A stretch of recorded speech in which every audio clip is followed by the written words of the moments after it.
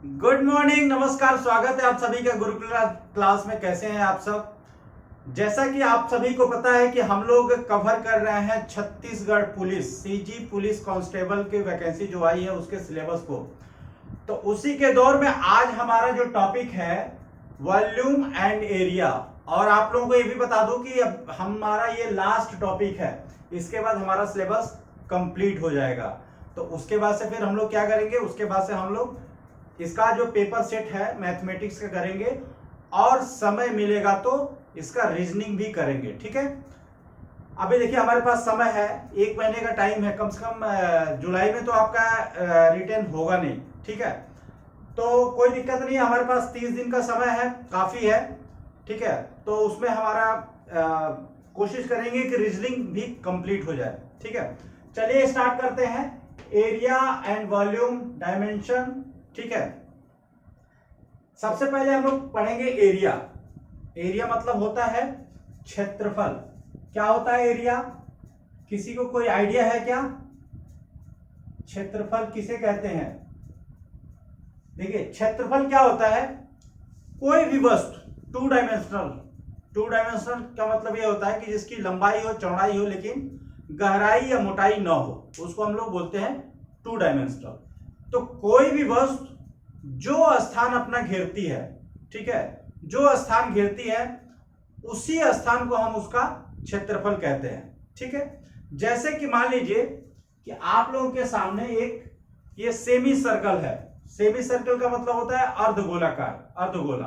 ठीक है, ये कहीं भी रखने पर, ठीक है, कहीं भी रखने पर जो स्थान घेरेगी उसी स्थान को इसका क्षेत्रफल कहा जाएगा। फॉर एग्जाम्पल मान लीजिए इसको मैंने इस बोर्ड पे रख दिया। ठीक है, इसको मैंने इस बोर्ड पे रख दिया और चारों तरफ से इसके एक लाइन खींच दी। ठीक है, इससे सट करके जाती हुई। ठीक है, अब इसको हटा लिया, यहां पर एक आकृति बन जा रही है।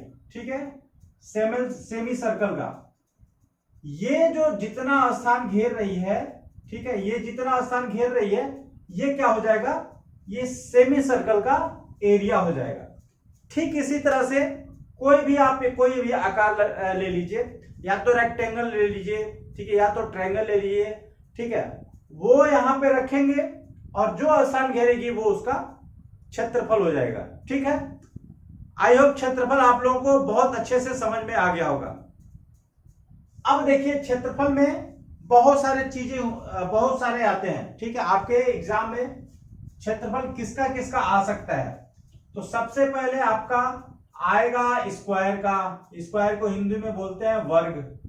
ठीक है, दूसरा है आयत, रेक्टेंगल, आयत। ठीक है, तीसरा है ट्रायंगल, ट्रायंगल को बोलते हैं त्रिभुज, त्रिभुज का क्षेत्रफल आ जाएगा। ठीक है, चौथा है आपका वृत्त, सर्कल। ठीक है, अब देखिए क्या होता है कि ये चार चीजों में से किसी का भी आपको क्षेत्रफल पूछ सकता है। ठीक है, तो आपको चारों का याद करना है क्षेत्रफल क्या होता है। सबसे पहले देखेंगे वर्ग क्या होता है। तो वर्ग होता है स्क्वायर, इसको इंग्लिश में स्क्वायर बोलते हैं। इसके 4 कोने रहते हैं। ठीक है, और इसकी खासियत क्या रहती है, इसकी खासियत ये रहती है कि इसकी जो चारों भुजाएं रहती हैं, चारों भुजाएं वो एक समान रहती हैं। ठीक है, चारों भुजाएं एक समान रहती हैं। तो क्या हो जाएगा, इसका क्षेत्रफल बराबर हो जाएगा, क्षेत्रफल का फार्मूला होता है लंबाई गुणे चौड़ाई। ठीक है, लंबाई गुणे चौड़ाई। चूंकि इसकी लंबाई भी ए है, चौड़ाई भी ए है, तो इसलिए इसका क्षेत्रफल हो जाएगा ए स्क्वायर। ठीक है, क्लियर है। दूसरा है आयत। ठीक है, आयत की क्या खासियत होती है, इसमें भी 4 कोने रहते हैं। ठीक है, ये चतुर्भुज की श्रेणी में आते हैं। स्क्वायर हो गया, आयत हो गया, ये चतुर्भुज की श्रेणी में आती है। चतुर्भुज के मतलब ये होता है कि जिसके 4 कोने हो, जिस आकृति के 4 कोने होते हैं उसके चतुर्भुज कहते हैं। आयत, ठीक है, आयत में क्या खासियत रहती है, इसके लंबाई और चौड़ाई अलग अलग होते हैं। लंबाई ये है, चौड़ाई भी है, आमने सामने की भुजाएं बराबर रहती हैं। ठीक है, चूंकि हमारा क्षेत्रफल का फार्मूला है लंबाई गुणे चौड़ाई, तो इसकी लंबाई b है, चौड़ाई a है, ठीक है, तो इसका क्षेत्रफल हो जाएगा a इंटू बी, ठीक है, इसका क्षेत्रफल हो जाएगा a इंटू बी। अब नेक्स्ट है त्रिभुज, ट्रायंगल, ठीक है, ट्रायंगल किसे कहते हैं? ऐसी आकृति जो तीन भुजाओं से मिलकर बनी है और तीन कोने हैं उसको हम ट्रायंगल कहते हैं। जैसे देख लीजिए आपके सामने ये ट्रायंगल का एक चित्र है, ठीक है, ए बी सी, इसके तीन कोने हैं। अब ट्रायंगल के क्षेत्रफल का क्या फार्मूला होता है? 1/2 गुणे आधार ए गुणे हाइट h। आधार इसका a हो जाएगा और हाइट ये हो जाएगा h, ठीक है, ये होता है ट्रायंगल, ठीक है। ट्रायंगल के क्षेत्रफल का फार्मूला क्या होता है? 1/2 गुणे आधार गुणे ऊंचाई। आधार नीचे वाले को ले लिए जिस पे खड़ा है और ऊंचाई टोटल हाइट, ठीक है। चौथा है आपके सामने वृत्त। वृत्त को इंग्लिश में क्या बोलते हैं? सर्कल, ठीक है। तो आपके सामने मैं सर्कल का ये चित्र बना दिया, ठीक है। अब सर्कल में क्या चीज होता है? सर्कल का एक सेंटर होता है और सेंटर से इसके किनारे जो लाइन होती है, किनारे तक जो दूरी होती है उसको हम बोलते हैं रेडियस, ठीक है, ये रेडियस बोलते हैं। अब सर्कल का क्षेत्रफल का फार्मूला क्या होता है? सर्कल का क्षेत्रफल का फार्मूला होता है पाई आर स्क्वायर, ठीक है, ये सर्कल के क्षेत्रफल का फार्मूला होता है। देखिए ये जितनी भी चीजें मैं आपको पढ़ा रहा हूं ये शायद ये आप लोगों ने पहले पढ़ा होगा, ठीक है, आप लोगों के लिए नई चीज नहीं है। 6th क्लास में, 7th में, 8th में, 9th में आप लोगों ने कहीं ना कहीं जरूर पढ़ा होगा, ठीक है, तो इसलिए ये बहुत कठिन नहीं है, ठीक है, एक नजर में देखेंगे सारा चीज आ जाएगा। ये चार चीजों का मैंने क्षेत्रफल बता दिया। इसके अलावा जो क्वेश्चन करेंगे अगर एक्स्ट्रा आता है तो वो भी बताएंगे, ठीक है। फिलहाल तो आप इतना जान ही लीजिए, ठीक है। इसके बाद से क्या होता है? डायमेंशन। डायमेंशन को हम पेरीमीटर भी कह सकते हैं, ठीक है। इस पेरीमीटर, इसको हिंदी में क्या बोलते हैं? इसका पेरीमीटर को परिमाप बोलते हैं हिंदी में, ठीक है। परिमाप क्या होता है? परिमाप क्या होता है? कोई भी आकृति है, ठीक है, कोई भी आकृति है, उसके जितनी भी भुजाएं हैं वो सबका योग परिमाप हो जाता है, ठीक है।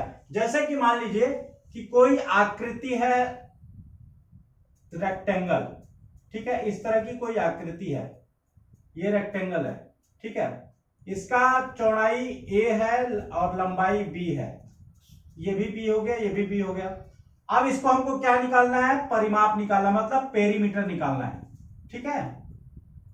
परिमाप, पेरीमीटर कैसे निकालेंगे पेरीमीटर? एक एग्जांपल मैं आपको बताता हूं। जैसे मान लीजिए आपका एक खेत है, कोई एक आपका ऐसा खेत है, ठीक है। अब आपके घर वालों ने बोल दिया कि खेत के चारों तरफ हमको फेंसिंग करवानी है, खेत के चारों तरफ क्या करवानी है? फेंसिंग करवाएंगे। तो आप लोग आप क्या करेंगे कि चारों तरफ पोल गाड़ेंगे, किनारे किनारे पोल गाड़ेंगे, उसके बाद से पोल गाड़ने के बाद से इसके चारों तरफ जो फेंसिंग होती है, जो वायर होगी, उसको आप घुमा देंगे, ठीक है। तो वो वायर की जितनी लंबाई लगेगी, इस खेत में वायर की जितनी लंबाई लगेगी वो ही इसकी पेरीमीटर हो जाएगी। मतलब ये होता है कि इसके जितनी भी भुजाएं हैं उन सभी का योग उसका पेरीमीटर हो जाता है। अब ये जो चित्र है आपके सामने रेक्टेंगल, तो इसका परिमाप बराबर क्या हो जाता है? इसका परिमाप बराबर हो जाएगा a plus b plus a, मतलब 2a plus 2b equal to 2a plus b, ठीक है। ये हमारा परिमाप हो गया इस रेक्टेंगल का, ठीक है। ठीक इसी तरह से सर्कल का अगर बोला जाए कि परिमाप क्या होगा, ठीक है, ये आपका सर्कल हो गया, ठीक है, इसका एक सेंटर हो गया, ये आपका रेडियस हो गया। अगर पूछा जाए कि इस सर्कल का परिमाप क्या होगा, तो क्या होगा परिमाप इसका? 2 पाई r, ये होता है इसके परिमाप का फार्मूला, ठीक है, ये इसके परिमाप का फार्मूला होता है। फिलहाल तो आप दो जानिए, ठीक है, इसके अलावा तो क्वेश्चन में नहीं आएगा, अगर आएगा तो देख लेंगे, ठीक है। क्वेश्चन हम बहुत अच्छे से हल करेंगे, टेंशन उसका मत लीजिए। ये आपको परिमाप हो गया, ठीक है। अब नेक्स्ट है, हमको नेक्स्ट देखना है वॉल्यूम, ठीक है। वॉल्यूम क्या होता है वो देखते हैं, वॉल्यूम क्या होता है वो देखते हैं। वॉल्यूम को हम लोग हिंदी में बोलते हैं आयतन, ठीक है। वॉल्यूम को हिंदी में बोलते हैं आयतन। ठीक है, अब देखिए आयतन कौन सी चीजों को निकालते हैं, सिंपल सा है, कोई भी चीज है जिसकी लंबाई चौड़ाई के साथ साथ उसकी मोटाई भी है, तो उसको वहां पे हम उसका क्षेत्रफल निकाल करके आयतन निकालते हैं। ठीक है, जैसे कि मान लीजिए आपके सामने ये डस्टर है, अब डस्टर में क्या है, लंबाई तो है, चौड़ाई है, इसके साथ साथ इसकी मोटाई भी है। ठीक है, 3 डायमेंशन में, मतलब 3 डायमेंशन में है, इसलिए इसको हम क्षेत्रफल नहीं, इसको आयतन निकालेंगे। ठीक है, अब आयतन कोई भी चीज है, कोई भी मान लीजिए घन है, घन को बोलते हैं, क्या बोलते हैं इसको, क्यूब, क्यूब बोलते हैं इसको। ये मान लीजिए कोई घन है आपका, ठीक है, ये घन हो गया। अब इसकी देखिए ये लंबाई हो गई, ये चौड़ाई हो गई, और ये आपका मोटाई हो गया। अब यहां पे इसकी आयतन निकालेंगे। इसका आयतन का फार्मूला क्या होगा, इसका आयतन का फार्मूला होगा लंबाई गुणे चौड़ाई गुणे ऊंचाई। ठीक है, ऊंचाई, अब लंबाई कितनी है, a है, चौड़ाई b है, ऊंचाई c है, तो ये हो जाएगा आपका इसका आयतन का फार्मूला। ठीक है, ये तो आपका घन का हो गया। ठीक है, सेम ऐसे अगर घनाभ होगा, मतलब लंबाई चौड़ाई ऊंचाई अलग है, तो उसको इसी फार्मूले पर रखेंगे। ठीक है, अब एक गोला होता है, गोला, जो आप लोग फिजिकल में जो गोला फेंक होता है, गोला है, उसका आयतन क्या होता है, 4/3 पाई आर क्यूब। ठीक है, 4/3 पाई आर क्यूब, ये हो गया गोले का आयतन। ठीक है, अब उसके बाद से नेक्स्ट होता है कोन का आयतन। कोन, कोन मतलब आप देखे होंगे कि एक टेंट होता है, कोन टाइप का टेंट होता है, जैसे आप लोग आइसक्रीम खाते हैं कोन वाला ना, कोन वाला आइसक्रीम खाते हैं, ठीक उसी तरह से कोन हो, उसी को कहते हैं। ठीक है, तो उसका अगर आयतन निकालना है तो उसका होता है 1/3 पाई आर स्क्वायर एच। ठीक है, एच क्या हो गया, ये एच हो गया इसका हाइट। ठीक है, ये एच हाइट हो गया, और इसका रेडियस, ये नीचे जो सर्कल बनता है वो रेडियस हो जाता है, 1/3 पाई आर स्क्वायर एच। ठीक है, तो इस तरह से ये आयतन निकल जाएगा। ठीक है, आयतन के अलावा एक चीज और आती है, टोटल सरफेस एरिया। ठीक है, आयतन के अलावा एक चीज, हमने अभी 3 चीज पढ़ा, इसके अलावा एक चीज और आएगी जो आपका क्वेश्चन में आ सकता है। ठीक है, क्या है, total surface area. Total surface area, ये क्या होता है, कहीं आपने सुना है total surface area? Total surface area क्या होता है, किसी को पता है क्या? देखिए, कोई भी आकृति है, ठीक है, कोई भी आकृति है, उसके सभी सरफेस के एरिया को जब हम जोड़ देते हैं तो उसको बोलते हैं टोटल सरफेस एरिया। ठीक है, अगर और इसको आसान भाषा में समझा जाए तो जैसे मान लीजिए कि कोई भी पदार्थ है, ठीक है, जैसे ये डस्टर है, अब इस डस्टर को ढकने के लिए जितने कपड़े की आवश्यकता होगी वो इसका टोटल सरफेस एरिया हो जाएगा। कपड़ा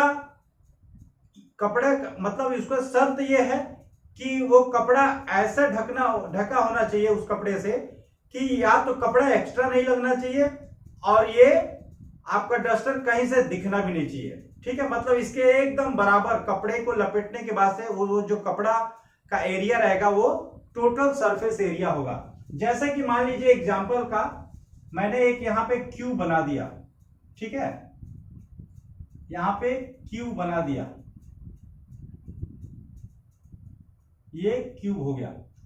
अब देखिए इसमें क्या हो जाएगा, इसमें क्या होगा, इसके जितने सरफेस हैं, ठीक है, इसके जितने सरफेस है, मेरे ख्याल से इसके कितने सरफेस होंगे, इसके 6 सरफेस होंगे, इसके 6 सरफेस होंगे, 6 होंगे ना, क्यूब है, इसके 6 सरफेस, एक ये वाला, एक ये वाला, एक ये वाला, ठीक है, 3 सरफेस है, तीनों के आगे, तीनों के अपोजिट डायरेक्शन वाला, 3 सामने दिख रहे हैं और तीनों के अपोजिट डायरेक्शन का, मतलब हो जाएगा 6 सरफेस।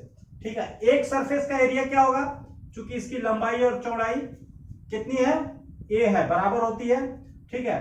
तो एक सरफेस मान लीजिए ये एक नंबर का सरफेस ले रहे हैं, तो एक सरफेस का क्या हो जाएगा एरिया, ए स्क्वायर, लंबाई गुणे चौड़ाई, ठीक है।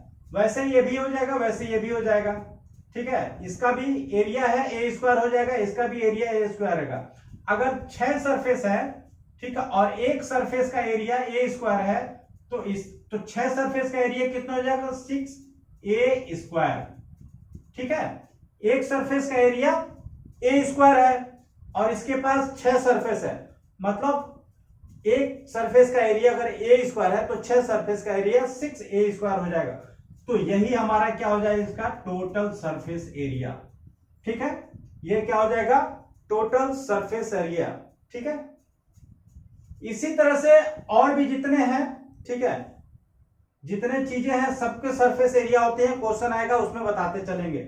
तो ये जो था हमारा, जितने अभी हम लोगों ने पढ़ा, एरिया, वॉल्यूम, डायमेंशन और टोटल सरफेस एरिया, ठीक है, ये सबका बेसिक था, ठीक है। जितने बेसिक थे, फार्मूले थे, वो हम लोगों ने पढ़ा। इसके अलावा किसका किसका सरफेस एरिया आता है, क्यूबाइड का आता है, क्यूबाइड का सरफेस एरिया क्या हो जाएगा, 2LB plus BH plus HL, ये क्यूबाइड का टोटल सरफेस एरिया हो जाएगा, ठीक है। उसके अलावा आपका सिलेंडर का और स्फीयर का, सिलेंडर क्या होता है वो बता रहा हूं आपको, सिलेंडर एंड स्फीयर, सिलेंडर का होगा 2πRH प्लस R, और स्फीयर का होगा 4πR स्क्वायर, ठीक है। इतना आपको आप याद कर लीजिए, ठीक है, इतना आप याद कर लीजिए, क्यूब का, क्यूबाइड का, सिलेंडर का और स्फीयर का, ठीक है। इसके अलावा तो नहीं आना चाहिए, और आएगा तो हम लोग देख लेंगे, ठीक है। मेन मुख्य रूप से ये 4 हैं।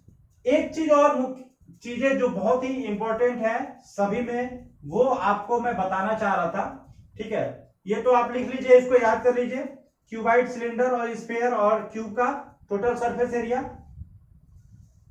नेक्स्ट एक और चीज मैं आपको बताना चाह रहा हूं कि जहां जहां आपको एरिया आएगा, इसके यूनिट के बारे में, ठीक है, एरिया और वॉल्यूम के और टोटल सरफेस एरिया का और डायमेंशन के यूनिट के बारे में।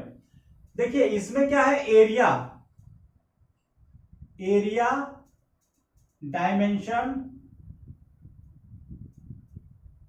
डायमेंशन और आपका टोटल सरफेस एरिया, इसका जो यूनिट रहेगा, ठीक है, इन सब का जो यूनिट रहेगा वो स्क्वायर में रहेगा, ठीक है, स्क्वायर में रहेगा, चाहे वो मिलीमीटर में हो, चाहे सेंटीमीटर में हो, या किलोमीटर में हो, या मीटर में हो, ठीक है, रहेगा वो स्क्वायर में ही। मिलीमीटर में रहेगा तो mm स्क्वायर, ठीक है, सेंटीमीटर में रहेगा तो सेंटीमीटर स्क्वायर, मीटर में रहेगा तो मीटर स्क्वायर, किलोमीटर में रहेगा तो किलोमीटर स्क्वायर, लेकिन रहेगा आपको स्क्वायर में, ठीक है। एक चीज जो बच जाता है वॉल्यूम, ठीक है, वॉल्यूम जो बच जाता है उसका जो रहेगा, जो यूनिट रहेगा वो क्यूब में रहेगा, मतलब घन में रहेगा 3, ठीक है। चाहे मिलीमीटर में हो, चाहे सेंटीमीटर में हो, चाहे मीटर में हो, चाहे किलोमीटर में। मिलीमीटर में रहेगा तो मिलीमीटर क्यूब, सेंटीमीटर में रहेगा तो सेंटीमीटर क्यूब, मीटर में रहेगा तो मीटर क्यूब, किलोमीटर में रहेगा तो किलोमीटर क्यूब, ठीक है। क्यों? क्योंकि वॉल्यूम निकालते हैं तो 3 उसमें डायमेंशन आता है, लंबाई गुणे चौड़ाई गुणे ऊंचाई, L into b into h, ठीक है। लंबाई का एक यूनिट हो जाएगा mm, ठीक है। मान लीजिए सेंटीमीटर की अगर लंबाई, चौड़ाई, ऊंचाई तीनों मीटर में दिया हो तो लंबाई का एक यूनिट हो जाएगा मीटर, और एक चौड़ाई का मीटर हो जाएगा, और एक ऊंचाई का मीटर हो जाएगा, ठीक है। तीनों मिलेंगे, तीनों गुणा होंगे तो मीटर टू दी पावर 3 हो जाएगा, ठीक है, मतलब मीटर क्यूब हो जाएगा। इसीलिए वॉल्यूम का जो यूनिट होता है वो क्यूब में होता है, बाकी सबका स्क्वायर में होता है, ठीक है। ये जो महत्वपूर्ण चीजें थी इन सबों के बारे में हमको पता चल गया, ठीक है। इन सबों को अच्छे से पढ़ लीजिएगा, तैयार कर लीजिएगा। इसको सीधे सीधे इसमें क्वेश्चन नहीं आते हैं। ऐसा नहीं है कि आपको रेक्टेंगल है उसका लंबाई चौड़ाई दे दिया है और उसको एरिया निकालना है, ऐसा नहीं आएगा। इसमें थोड़ा क्वेश्चन लेंदी आते हैं, इसलिए देखने में चूंकि समझने में बहुत आसान है, लेकिन क्वेश्चन करने में इसमें आपको दिमाग लगाना पड़ेगा, ठीक है। तो इसके अच्छे से इसका फार्मूला लिख लीजिए, उसको रट लीजिए, समझ लीजिए, ठीक है। नेक्स्ट क्लास में ये जितने भी हम लोगों ने पढ़ा है एरिया, वॉल्यूम, डायमेंशन और टोटल सरफेस एरिया, उस पे हम लोग क्वेश्चन करेंगे, ठीक है। क्योंकि ये वीडियो बड़ा हो जाएगा, अभी क्वेश्चन ऐसा तो है नहीं कि 4 टॉपिक है, चारों के करेंगे तो कम से कम 10 क्वेश्चन तो करेंगे ही, ठीक है। तो अगर इसी में स्टार्ट करेंगे तो वीडियो ज्यादा लंबा हो जाएगा, ठीक है। इसलिए यहां पे ये पढ़ लीजिए, नेक्स्ट जो वीडियो है उसमें हम लोग क्या करेंगे, उसमें सारे इस पे आधारित सारे क्वेश्चन इंपॉर्टेंट कर लेंगे, ठीक है। ठीक है, तब तक मिलते हैं नेक्स्ट वीडियो में, तब तक के लिए गुड बाय, नमस्कार सभी को।